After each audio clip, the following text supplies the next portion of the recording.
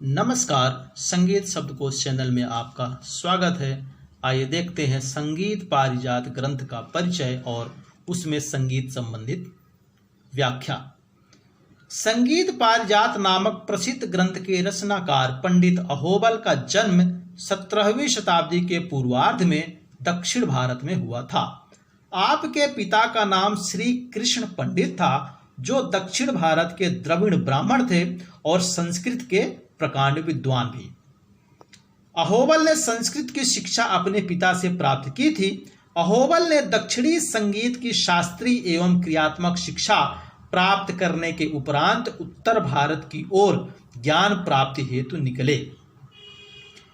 इस दौरान धनवाड़ के कला प्रेमी राजा के राज्य में रहकर आपने उत्तर भारतीय संगीत की शिक्षा एवं दक्षता प्राप्त की। धनवाड़ के राजा ने अहोबल की कला से प्रभावित होकर राज दरबार में उनकी नियुक्ति कर दी। यहीं रहकर आपने 1650 ईस्वी के लगभग संगीत पारिजात ग्रंथ की रचना की। यह ग्रंथ संस्कृत भाषा में लिखा गया और बाद में इस ग्रंथ का फारसी अनुवाद भी किया गया। पंडित अहोबल ही प्रथम व्यक्ति थे जिन्होंने वीणा के तार पर स्वरों की स्थापना की। अहोबल के पूर्व स्वरों की दूरी श्रुति द्वारा आंकी जाती थी, किंतु उन्होंने तार की लंबाई का विधान करके संगीत को अधिक वैज्ञानिक बना दिया। जिस तथ्य की खोज पाश्चात्य वैज्ञानिकों ने 19वीं शताब्दी में किया, उसको लगभग 200 वर्ष पूर्व 17वीं शताब्दी में ही अहोबल ने बिना किसी उपकरण के सफलतापूर्वक कर डाला। अहोबल का देहावसान 17वीं शताब्दी के उत्तरार्ध में हुआ। इस ग्रंथ में सर्वप्रथम मंगलाचरण है और उसके बाद 5 अध्याय हैं, जिन्हें प्रकरण कहा गया है। इनका विषय क्रम निम्नवत है: मंगलाचरण, स्वर प्रकरण, मूर्छना प्रकरण, स्वर प्रस्तार प्रकरण, गमक प्रकरण और समय प्रकरण। मंगलाचरण। मंगलाचरण से इस ग्रंथ की शुरुआत होती है। इसके अनुसार यदि विष्णु भगवान के पवित्र नाम सुंदर स्वरों में गाए जाएं तो वह सामवेद की ऋचाओं के समान फलदायक होते हैं। इसमें अहोबल ने नाद ब्रह्म या स्वर से ईश्वर की समानता का निरूपण किया है। इसमें भगवान विष्णु के उस कथन को भी दोहराया गया है जो नारद से उन्होंने कहा है कि नाहं वसामि वैकुंठे योगिनाम हृदय नचा भद्रक्ता यत्र गायन्ति तत्र तिष्ठामि नारदः। अर्थात, हे नारद, न तो मैं वैकुंठ में निवास करता हूं और न योगियों के हृदय में, बल्कि भक्त जन जहां गान करते हैं मैं वहां निवास करता हूं। इसके आगे लिखा है कि जो व्यक्ति वीणा वादन के महत्व को समझता है, श्रुति और स्वरों की जाति भेद का ज्ञाता है तथा लय ताल का जानकार है, वह बिना योग साधना के मोक्ष प्राप्त करता है। संगीत के मार्गी एवं देसी इन 2 प्रकारों का भी वर्णन किया गया है। शरीर में कुछ विशिष्ट नाड़ियां होती हैं और अनेक चक्र होते हैं। संगीत साधना से यह चक्र जागृत होता है। इस प्रकार इससे मोक्ष प्राप्त होता है। स्वर प्रकरण। स्वर प्रकरण की विषय वस्तु इस प्रकार है: श्रुति और स्वर में उतना ही भेद है जितना कि सर्प और उसकी कुंडली में। कानों द्वारा ग्रहित ध्वनि श्रुति कहलाती है।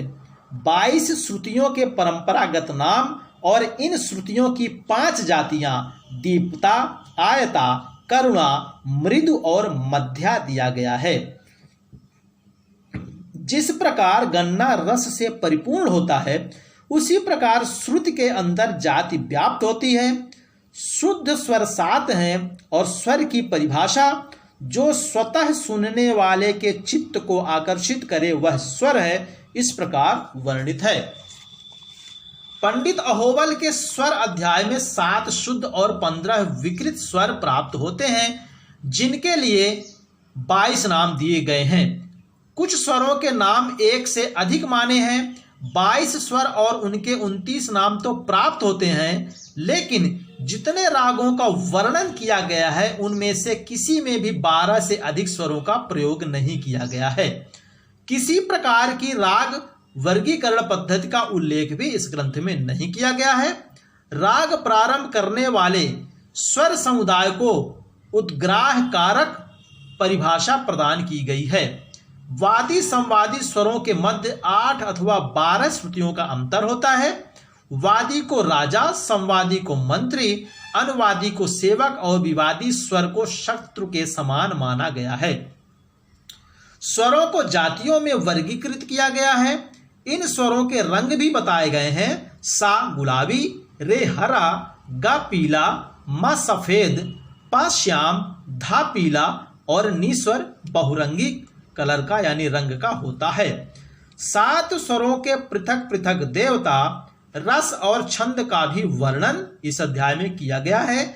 शुद्ध एवं विकृत स्वरों की आंदोलन संख्याएं भी वर्णित हैं।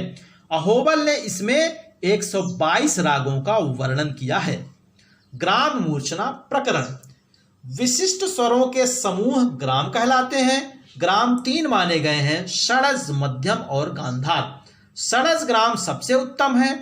मूर्छना को अहोबल ने इस प्रकार परिभाषित किया है, जब स्वरों का आरोहण और अवरोहण एक निर्धारित क्रम से तथा एक निश्चित स्थान से होता है तो उसे मूर्छना कहते हैं।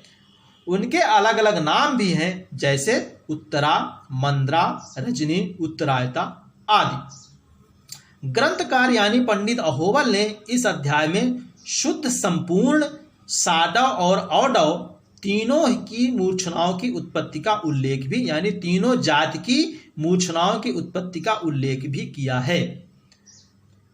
स्वर प्रस्तार प्रकरण। इसमें खंडमेरु ढंग की स्वर रचना का वर्णन है। 4 प्रकार के वर्ण, स्थायी, आरोही, अवरोही एवं संचारी तथा उन्हीं वर्णों पर आधारित 63 प्रकार के अलंकारों का उल्लेख है। 7 अलंकार स्थायी वर्ण के, 12 अलंकार आरोही वर्ण के, 12 अवरोही वर्ण के, 25 संचारी वर्ण के और 12 अलंकार इन वर्णों से और अन्य 12 कलाकार इन वर्णों से वर्णित हैं। कुछ अलंकारों के साथ साथ तानों के नाम का भी उल्लेख है। शुद्ध जातियां 4 मानी हैं। गमक प्रकरण। गमक प्रकरण में 7 शुद्ध जातियों जैसे षाडजी, आर्षवी, गांधारी, मध्यमा, पंचमी, धैवती, निषादी का संक्षिप्त परिचय प्राप्त होता है। कंपित, स्फुरित, घर्षण, हुम्फित, प्रत्याहत आदि गमकों की व्याख्या की गई है। इसके बाद संगीत के इतिहास में सर्वप्रथम वीणा के तार पर स्वर की स्थापना की गई है। अहोबल ने 5 गीतियां स्वीकार की हैं, शुद्धा, भिन्ना, गौड़ी, बेसरा और साधारणी। इन गीतियों के लक्षण भी आपने वर्णित किए हैं। समय प्रकरण। इसमें रागों के समय यानी रागों के गायन समय पर प्रकाश डाला गया है, जैसे रामकली प्रातःकाल, तोड़ी दिन के प्रथम प्रहर, सैंधव, मुखारी, ललित, भैरवी हर समय गाए बजाए जा सकते हैं। इसी प्रकार कुछ रागों को सर्वकालिक मान्यता भी दी है। मेघ मल्हार राग को वर्षा ऋतु में किसी भी समय गाया बजाया जा सकता है। इसका आरोह अवरोह भी इस अध्याय में यानी प्रकरण में वर्णित है, जो इस प्रकार है। सा रे मा पा धा सा, अवरोह साधा पामा रे सा। संगीत पारिजात में कुल मिलाकर 500 श्लोक उपलब्ध हैं। दोस्तों, संगीत शब्दकोश यानी म्यूजिक डिक्शनरी नामक चैनल आपका अपना चैनल है, जिसमें संगीत से संबंधित समस्त विषयों का वर्णन करने का यानी समस्त विषयों को देने का प्रयास किया जा रहा है।